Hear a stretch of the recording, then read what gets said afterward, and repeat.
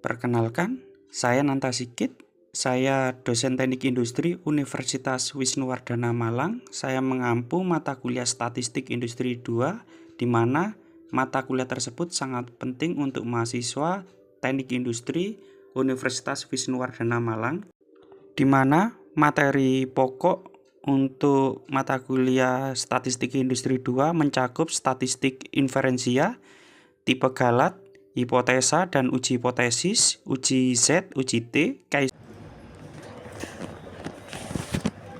Selamat sore ya, mahasiswa Teknik Industri Universitas Wisnuwardana. Sebelumnya perkenalkan, nama saya Nanta Sigit, saya dosen pengampu Statistik Industri 2 ya. Jadi ini 2 SKS, satu teori, satu praktikum ya.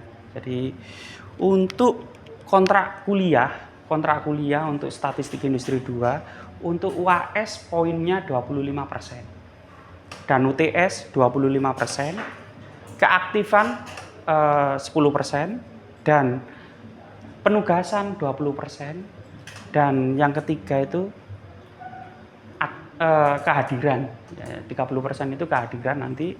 Yang pertama di sini yang kita bahas itu statistik industri, itu yang pertama statistik parametrik. Jadi statistik itu ada dua, yang pertama itu parametrik sama non parametrik, di mana statistik parametrik ini ada beberapa rumus atau pattern di sini.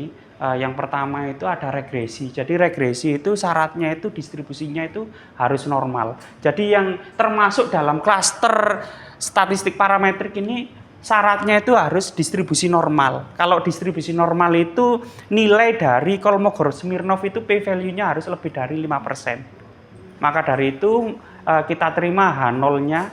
H0-nya itu statementnya itu apa? Distribusinya normal. Jadi syarat dari regresi di sini harus memenuhi asumsi dasar atau asumsi klasik. Yang pertama itu distribusinya normal, dan yang kedua datanya linier ya, datanya linier, dan yang ketiga datanya harus homogen. Dan yang keempat tidak mengandung kasus multikolinearitas atau VIF-nya harus kurang dari 10. Dan yang keempat tidak mengandung kasus heteroskedastisitas, atau istilahnya itu scatter plotnya itu tidak membentuk pola. Itu titiknya itu tidak membentuk pola. Dan yang keenam tidak mengandung kasus autokorelasi, atau istilahnya itu uji Durbin Watsonnya itu mendekati angka 2. Dari asumsi klasik ini apabila sudah terpenuhi, maka kita lakukan uji regresi linier. Bahkan bisa menggunakan uji regresi linier berganda apabila variabel independennya itu X-nya lebih dari 1, atau X-nya ada 2, itu kita menggunakan regresi multiple atau regresi berganda. Kalau X-nya 1, maka kita gunakan regresi linier sederhana. Ini. Dan yang kedua di sini ada uji perbandingan rata-rata ya. Ini ada di dalam klaster statistik parametrik, di sini ada uji perbandingan rata-rata. Yang pertama itu t-test untuk sampel tunggal apabila datanya itu tunggal. Gitu. Dan yang kedua t-test untuk sampel independen. Dan yang ketiga itu t-test untuk sampel dependen atau paired t-test. Ya. Jadi nanti sebelum kita tahu teori ini, sebelum saya jelaskan, maka selanjutnya itu kita lakukan implementasi menggunakan SPSS software-nya. Bisa menggunakan SPSS, bisa menggunakan SAS juga, banyak sekali software packaging dari statistik, atau bisa menggunakan R. Kalau di sini kita fokuskan menggunakan SPSS. Ya.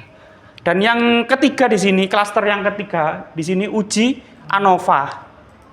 Di uji ANOVA ini ada yang pertama itu kita golongkan sebagai ANOVA dengan sampel tunggal atau one way ANOVA, ya. Dan yang kedua di sini ANOVA dua arah tanpa interaksi atau without interaction, dan yang ketiga itu dua arah dengan interaksi atau with interaction. Ini. Dan selanjutnya klaster yang keempat di sini kita gunakan ANCOVA. Apabila X1 bentuknya numerik dan X2-nya bentuknya kategorik, ini kita gunakan ANCOVA. Dan yang selanjutnya, yang klaster yang terakhir di sini ada menggunakan MANOVA. Ini multivariate of variance. Nah ini step by stepnya menggunakan SPSS yang kita mulai dari analisis regresi ya ini. Jadi regresi ini yang pertama itu ditemukan oleh Francis Galton ya tahun 1886 ini. Ini untuk memprediksi tubuh tinggi, apakah anak yang memiliki tinggi pula pada tubuhnya itu, pada orang tua yang pendek memiliki anak yang pendek pula. Ini untuk apa istilahnya memprediksi tinggi badan dari keturunan si wanita atau si ibunya itu sendiri. Ya, ini contohnya di sini untuk analisis regresi ya. Analisis regresi ini X-nya motivasi dan Y-nya ini produktivitas. Di mana seorang peneliti ingin melihat pengaruh motivasi kerja karyawan suatu perusahaan terhadap produktivitas kerja karyawan. Hasil dari kuesioner tersebut itu seperti yang ada di papan ya, ini seperti ada di layar ya. Untuk X-nya ini motivasi, Y-nya ini produktivitas kerja, dan respondennya ini ada 10 responden, 10 karyawan yang kita ambil datanya. Langkah pertama kita masukkan di dalam software SPSS. Di sini ada data view sama variable view. Untuk variable view-nya ini kita tulis X-nya ini motivasi dan Y-nya itu produktivitas. Dan setelah itu kita entry data yang ada di data view-nya ini yang mahasiswa ambil dari pabrik ya, semisal dari pabrik ini semisal ada 100, 110, 120 untuk motivasinya, sedangkan produktivitasnya ini angkanya sekian, maka kita lakukan uji analisis regresi dengan cara apa? Kita klik analyze di sini, kita klik analyze, dan setelah itu kita klik regression ya, kita klik regression di sini. Setelah itu kita klik linear. Nah, ini. Setelah itu kita masukkan di sini. Untuk variabel dependent atau variabel Y-nya itu kita masukkan produktivitasnya. Setelah itu independennya kita masukkan, independennya ini motivasi. Ini kita masukkan motivasinya di sini. Kita masukkan, setelah itu kita klik statistik di sini. Di dalam statistik ini, maka kita centang, kita klik estimate, confidence interval sama model fit sama Durbin Watson-nya. Ini yang kita centang. Nah, setelah itu masuk ke plot. Setelah masuk ke plot, di sini yang kita masukkan apa? Dependent entity sama Z predictor. Kita masukkan sama normal probability plot kita masukkan di sini. Setelah itu kita klik continue. Kita klik continue di sini. Nah, ini di sini ada, setelah itu kita tahap yang selanjutnya kita klik save ya, kita klik save. Kita klik save di sini, ada standardize yang kita klik sama mean sama include the covariance matrix. Ini kita klik semuanya, setelah itu kita klik continue. Setelah kita klik continue, maka hasil dari regresi tersebut seperti output yang ada di layar di sini. Di mana R ini nilai menunjukkan korelasi antar variabel, nilainya 0,997. Ini korelasi antar variabel. Nah, Sedangkan R square di sini sebesar 99,3%, menunjukkan model dapat menjelaskan atau menggambarkan perilaku data sebesar 99,3% dan sisanya dipengaruhi oleh faktor lain. Jadi artinya apa? R square itu pengaruh dari X terhadap Y itu sebesar 99,3%. Itu. Semisal ada pengaruh, apakah motivasi ini berpengaruh terhadap produktivitas kerja? Oh, ternyata ada pengaruh. Pengaruhnya sampai berapa persen? Kita lihat R square-nya. R square-nya menggambarkan 99,3%. Itu. Dan yang kedua, semisal apakah iklan yang ada di TV ini berpengaruh terhadap terhadap nilai jual atau nilai jual suatu produk tersebut, itu pengaruhnya sampai berapa persen? Itu dilihat dari R square-nya. Jadi pengaruh itu yang kita lihat itu sampai berapa persen itu dari R square-nya ini. Kalau yang kedua di sini, tabel yang kedua di sini signifikannya itu 0. Artinya apa? P-value-nya itu 0 kurang dari 5%. Jadi P-value itu kita bandingkan terhadap 5%. Itu P-value. P-value kurang dari 5% artinya apa? Model tersebut sudah layak. Tolak A0. Kalau tolak A0 maka terima A1. Ini. Dan yang tabel yang ketiga di sini untuk melihat model regresinya. Jadi model regresi di sini nilainya itu Y sama dengan alfa. Alfa itu konstanta ditambah BX. Nah, Y-nya ini berapa? Y sama dengan konstantanya itu A-nya itu dilihat dari B-nya ini unstandardized koefisien, ini nilainya min 1,479 ditambah dengan B kali X. B-nya itu nilai dari ini 0,486 dikalikan dengan X. X-nya itu motivasinya itu. Maka bisa ditarik kesimpulan nilai dari regresi motivasi berpengaruh terhadap produktivitas kerja itu sebesar ini. Sebesar Y sama dengan min 1,479 plus 0,486 dikalikan dengan X. Nah, itu apabila variabel independennya cuma satu atau kita sebut sebagai regresi linier sederhana. Kalau semisal X-nya lebih dari 1, maka yang kita gunakan regresi berganda. Ya. Ini regresi berganda, semisal di sini ada waktu dalam jam. Nah, ini ada suatu contoh ya. Sebuah industri pembuatan alat-alat berat ingin mengetahui hubungan antar waktu yang diperlukan oleh karyawan dalam membuat suatu rajutan baju jadi ya ini ya, dengan banyaknya wol benang terpakai untuk rajutan baju. Hasil dari pengamatan dicatat selama 15 pengamatan atau 15 responden. Itu. Dari 15 responden ini kita ambil waktu dalam jam. Jadi waktu karyawan itu membuat itu sampai berapa jam membuat baju itu. Dan jumlah baju yang terbuat itu ada berapa? Berapa pieces? Dan ini jumlah benang wol yang terpakai itu berapa pieces? Ini yang diambil dari 15 pengamatan yang ada di industri benang ya, atau di industri pembuatan baju. Nah, ini langkah pertama, kita masukkan data Y-nya sama X1 sama X2 di sini. Kita ketik dulu atau kita klik variable view untuk mengetik X-nya itu namanya itu apa, X2-nya itu apa, Y-nya itu apa. Gitu.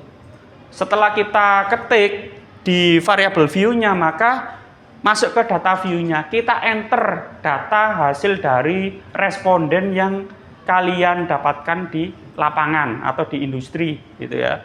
Nah, ini kita masukkan nilainya, ini Y-nya kita masukkan ada 15 responden, X1-nya ada 15 responden, X2-nya ada 15 responden. Setelah itu kita analisis menggunakan regresi berganda. Analisis menggunakan regresi berganda ini sama dengan analisis menggunakan regresi linier, step-stepnya. Seperti apa? Kita klik di sini analyze, setelah itu regression di sini ya, setelah itu linier. Ini yang paling penting. Nah, setelah itu kita masukkan Y-nya sama X-nya, itu kita masukkan ke dalam variabel dependen untuk Y-nya. Variabel dependen untuk Y-nya atau variabel Y. Y atau variabel apa? Respon. Kalau di dalam statistik variabel respon, variabel dependen itu sama namanya. Jadi nanti kalau dari mahasiswa itu ada skripsi ya, melakukan skripsi dan di industri, nanti kalau ada penguji bilang variabel respon variabel apa? Ya variabel Y-nya itu variabel dependen. Sedangkan variabel independen ini variabel apa? Variabel bebas. X1, X2. Istilahnya itu sama, ya. Setelah itu kita masukkan, kita drag ya ke kanan ini. Kita drag ke kanan ini. Setelah itu kita klik statistik di sini. Di dalam statistik ini kita klik, kita centang estimate, Durbin Watson sama model fit. Ini yang paling penting. Setelah itu klik OK di sini. Selanjutnya di sini kita masuk ke plot ya. Kalau sudah di statistik ini masuk ke plot. Di dalam plot ini yang dimasukkan itu apa? Variabel dependent NT untuk Y-nya, sedangkan untuk X-nya Z predictor. Ya. Jadi setelah itu yang kita centang di sini, normal probability plot untuk melihat datanya itu distribusinya normal atau tidak. Ini. Nah, ini nilainya. Nah, untuk selanjutnya di sini ada tombol save ya. Ada tombol save. Kita klik save, di mana save itu yang perlu menu-menunya yang perlu dicentang itu standardize. Ini. Setelah itu ada mean sama include the covariant matrix. Ini yang perlu dicentang. Setelah itu kita klik OK, continue. Hasil dari output regresi berganda, seperti yang ada di layar di sini. Yang tabel pertama ini menunjukkan dari output R square-nya, pengaruh dari antar variabel itu sebesar berapa? 40,7%. Jadi, dan yang kedua di sini ada tabel ANOVA. Tabel ANOVA ini untuk melihat apakah model regresi itu sudah bagus atau tidak. Kalau model regresinya bagus, maka dipakai untuk analisis. Kalau tidak bagus, maka jangan dipaksa untuk menggunakan regresi linear berganda. Bisa jadi ini asumsi klasiknya tidak terpenuhi. Asumsi klasik itu ada 6, normal, linear, homogen, tidak mengandung kasus multikolinearitas, terus tidak mengandung kasus hetero, skedastisitas, dan tidak mengandung kasus autokorelasi. Itu. Ini yang perlu diingat dari mahasiswa teknik industri, dan nanti waktu menganalisis skripsi kalian biar tidak rancu ini atau datanya tidak bias. Gitu. Kalau dari tools, dari statistiknya ini salah dalam menafsirkan, hasilnya pasti salah. Karena parameter di awal itu statistik ini harus kuat untuk melanjutkan ke pembahasan. Nah, ini asumsi dasar ini ya. Asumsi dasar ini harus normal, datanya itu harus homogen, ini datanya itu harus linear. Ini tidak mengandung kasus multikolinearitas, tidak mengandung kasus hetero, dan tidak mengandung kasus autokorelasi. Ini. Nah, ini apabila tidak datanya normal ya, ini nilai dari p-value-nya itu lebih dari 5%. Nilai p-value-nya di sini 0,2. Artinya kita terima H0. Kalau terima H0 ya, di sini distribusinya harus berarti normal. Kalau distribusinya normal, maka syarat pertama model regresi sudah terpenuhi. Tinggal kita melihat syarat yang kedua, datanya homogen atau tidak.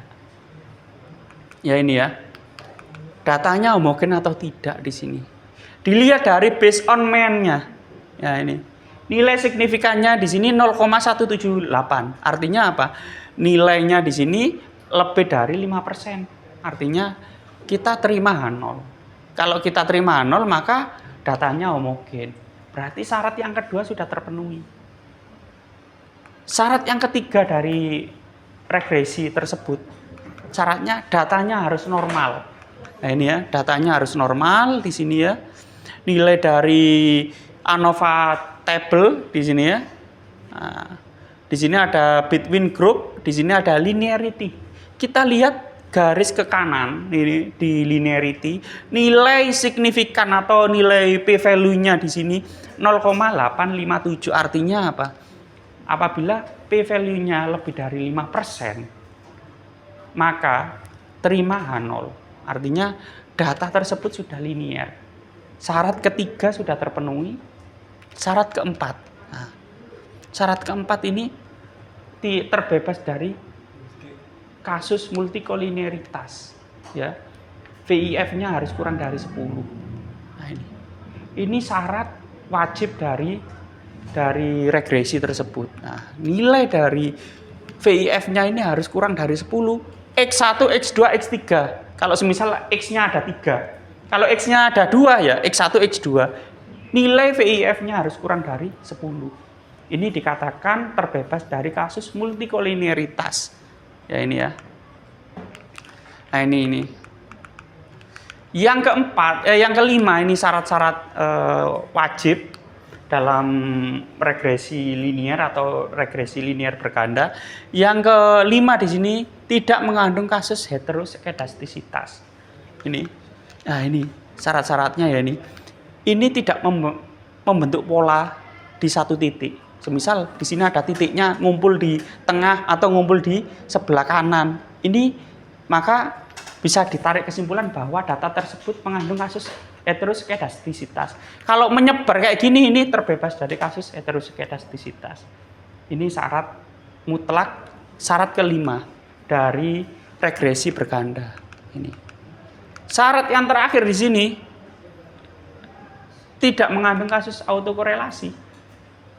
Atau bisa diartikan sebagai nilai dari Durbin Watson-nya itu mendekati angka 2. Kalau mendekati angka 2 maka data tersebut tidak mengandung kasus autokorelasi.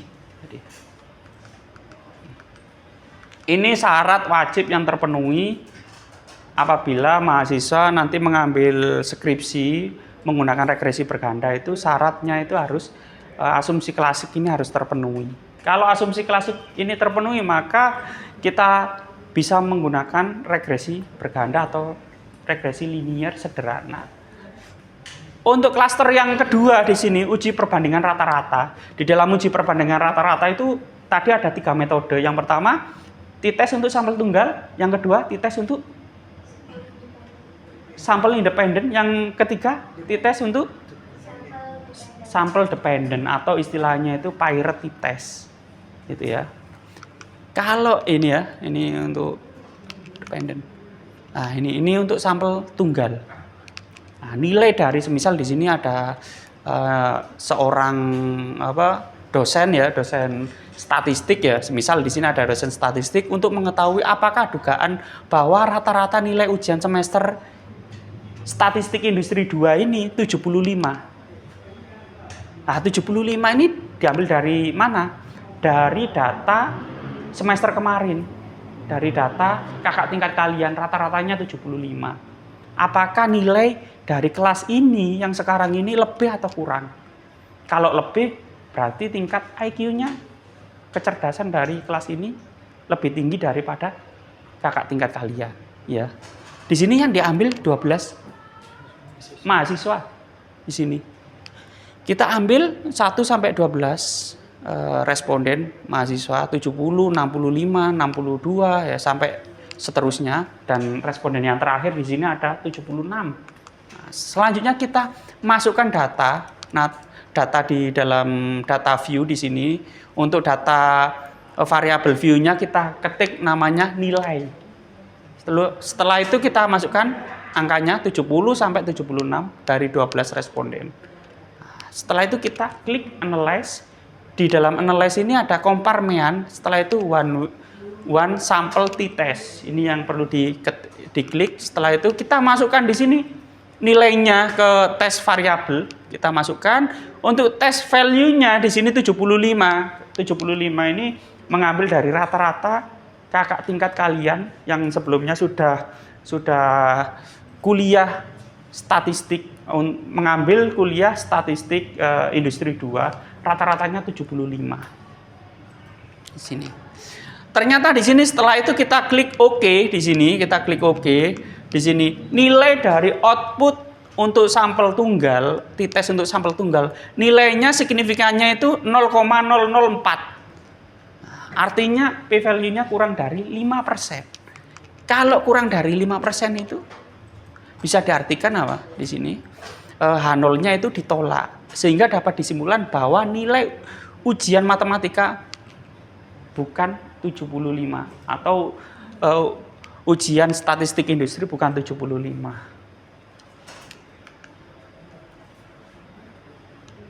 Artinya apa? Nilainya lebih rendah.